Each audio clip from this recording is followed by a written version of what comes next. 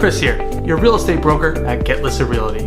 Because I am in real estate, quite regularly people ask me if I were to sell my home, about how much money will it cost me. Usually, people are only thinking about commission that they will pay when selling their home, but this is far from the only cost involved in the sale of a house, and the costs sure do add up. So in this video, I'm going to answer in enough gory detail so you completely understand how much does it really cost to sell a house in Connecticut. There are some specific costs I talk about that are only applicable to Connecticut in this video, but most of the costs are similar throughout the country. So let's get started. It is important to not only focus on the closing costs associated with selling your house, you need to think holistically about all the different areas that are going to eat away at your savings account. In my opinion, there are 3 stages you will have costs associated with selling your home. That's either with or without a realtor. Number 1, the costs of getting your house ready to sell. Number 2, the costs of being in an escrow. Number 3, closing costs. Let's start with getting your home ready to sell. In order for you to understand this point, let's work backwards. In order for you to sell your home, you need a contract with a buyer. In order for you to have a contract with a buyer, you need someone to make an offer that you will accept. In order for you to get an offer, you need to have someone who is interested in living in your home. In order to get someone interested in living in your home, you need to make it look appealing to them, which is why you have costs associated with getting your house ready to sell. Before selling your home, it is important to take care of deferred maintenance, repairs, and just an all-around freshening up. Those costs can vary depending on what you want to do. It's best to consult with a real estate agent or a professional home stager to understand what to focus on, so you can get the most bang for your buck. I have been through dozens of home staging consultations, which is where a professional home stager was working with home sellers on how to get their home ready to put on the market. From that experience, I can tell you that the best bang for your buck items to focus on improving are floors and walls. Generally speaking, of course. A fresh coat of paint on all walls, doors, and trim will work wonders. This will give your home almost a completely new look. So much so that you might not want to move anymore. The costs involved in getting this painting done can vary dramatically. This all depends on the size of your home and the painter you get quotes from. A quick tip for you is if you go to a local paint store, usually they have business cards of local painters on one of the walls by the desk. Take some and ask the employees who is good, so you can get a few quotes and see which one you like best. But to give you a rough estimate from what I have noticed, expect for them to charge about $300 to $400 a room, including paint. You may be able to find cheaper or even more expensive, but like everything, be sure to shop around for what you think is the best value. Now, when it comes to floors, you're going to want to focus on carpets and hardwoods. If your carpets are older and worn, you should have them replaced. Go to a local discount carpet store or even Home Depot or Lowe's and find a neutral in-stock carpet that can be replaced fairly cheap. Look to spend around $2.50 per square foot with padding and insulation. This is an inexpensive price, but try to stay away from the really cheap carpet. It won't look that good and buyers will notice the poor quality. The trick is to not overthink it or overdo it. Just get it done. For hardwood floors, you can have them refinished fairly inexpensively. For a full sanding and 3 coats of polyurethane, look to spend no more than $2 per square foot. Keep in mind that there is a ton more that you could have done to your home, but those are the 2 best bang for your buck items that I have seen. Another item to consider before selling your home on the MLS that could end up saving you money in the long run is getting a pre-sale inspection. A pre-sale inspection by a Connecticut licensed home inspector will identify all the items that will come up when a buyer has your home inspected after you are under contract. This is important because it prevents surprises and gives you a chance to address items before selling. Also, this information will help you disclose and price your house appropriately. Here is a breakdown of the cost of getting your home ready to sell. Professional stager recommendations, $200 to $300 if you choose to have one. Deferred maintenance, repairs, and freshening up.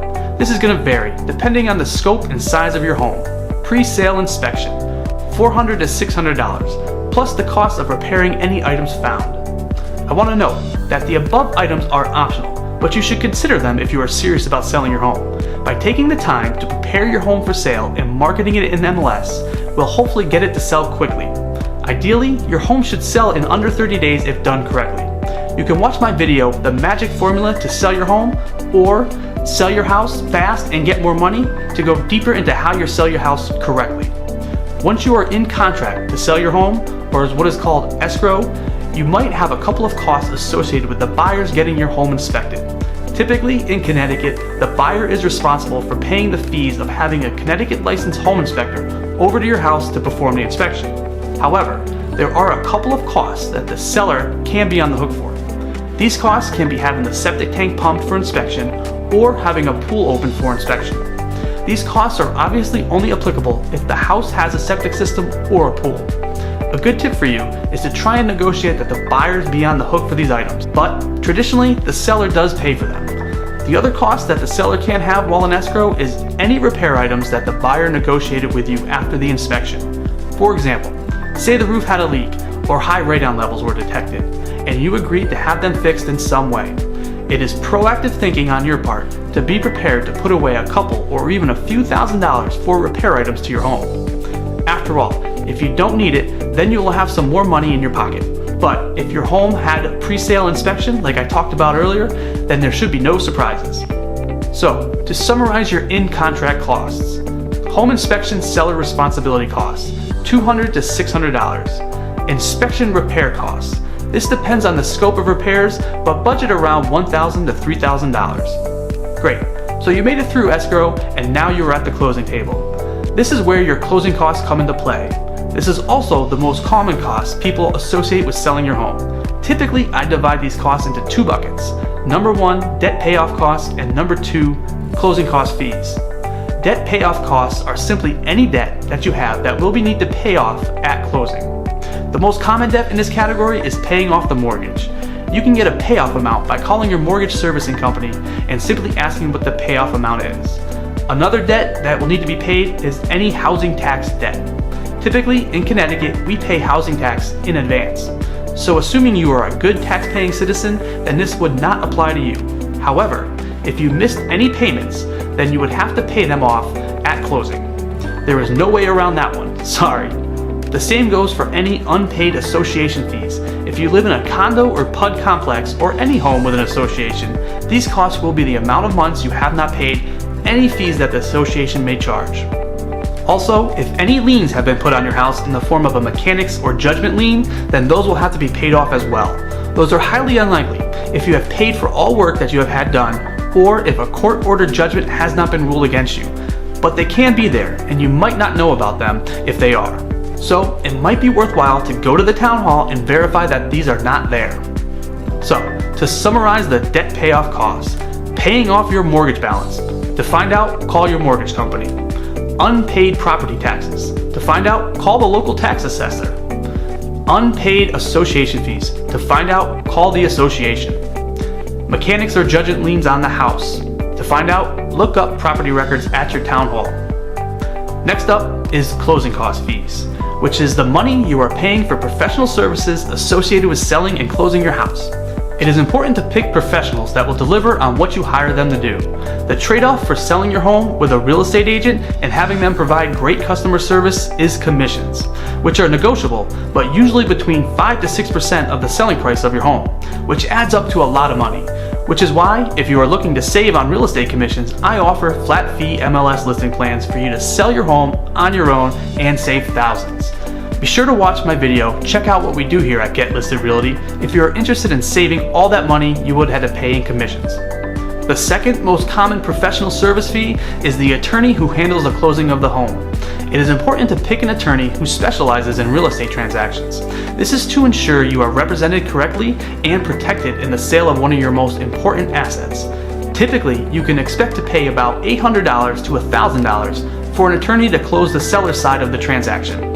When you sell your home, typically there is a recording fee for recording that the mortgage was released if you had one.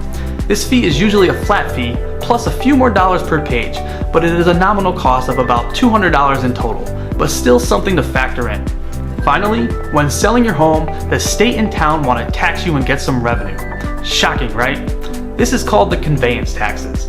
They are going to charge anyone who sells a house in Connecticut.